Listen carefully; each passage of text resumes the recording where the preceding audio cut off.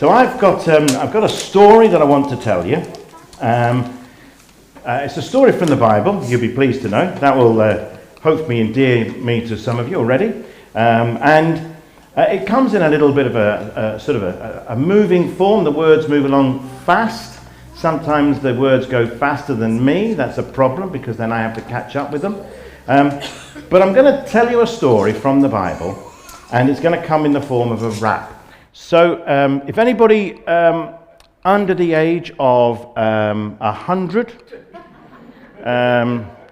wants to come forward, you can. Otherwise, you can sit there and just enjoy this. And there will be questions, of course, at the end of it to see if you actually recognise the story. All right. So you may need to listen a little bit carefully. Hopefully, you will recognise it. So, are we ready? Okay, that's excellent. So 3 of you are. That's marvellous. We're going to go with 5 now. Are we ready? That's 6. Excellent. I feel better that. Okay, so there was a man who had 2 sons, Phil and John. They had such fun. They helped their dad down on the farm. The work was tough but did no harm. Now one of the lads had had enough and said, "Here, Dad, I'm feeling rough." He fancied himself as a real cool guy and said, "Hey, girls, give me the eye." So he packed his bags a large amount and said, "Here, Dad, I'm moving out. I want my half, give me my due." And he's off down the road if only you knew. He travelled far to a distant land where the music was loud and the wind was sound. He lifted up on money and booze, rock roll with him with the disco woos. He made lots of friends in a very short while, but he spent his money with a shout and a smile. Soon he found himself alone. His cash was finished. His friends was gone. He was starving, hungry, and he thought, "I know, I'll go and see Mac." Old MacDonald had a farm. E-I-E-I-O. And on that farm he had a pig. E-I-E-I-O. With an oink oink here and an oink oink there. Here an oink, there an oink, everywhere an oink oink.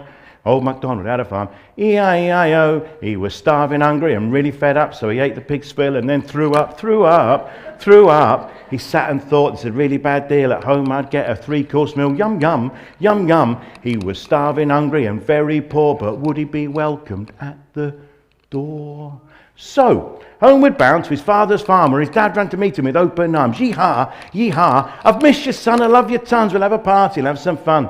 This story I've told you is very true. What's happened here can happen to you. It's always said, but it is a lie, that the grass is greener on the other side. If you fill your life with trash, you'll come to an end with a bang and a smash. There's a hole in us all. We're incomplete. Find the right filling. Life is neat. Fill what's missing with what fits in, and not some garbage from a bin. There's a hole in us all. We're incomplete. Find the right filling. Life is neat. Right. Question. Can anybody recognize the story from the Bible? Good. You can put your hands up and tell me what that story is. Anybody? Prodigal son. Absolutely brilliant. And there's loads and loads of things about the prodigal son. But the reason I just want to tell you the story this morning in that form was because it's so beautiful, because it just captures all of our lives. It's just one of those stories that picks up everything. Because for all of us, we all do things wrong. And we all need to know that somebody that created us will welcome us back and welcome us home and then say, "I have been looking for you." Because the beautiful thing in that story is that the Father is looking down the road and he goes to meet him. So much in that. So I just wanted you to know today, so it doesn't matter small or big. It doesn't matter. When we've done something wrong, we come back to God and we ask God to forgive us, and he forgives us and he welcomes us back into his arms. And that can happen time and time and time again, because that's the kind of God we worship.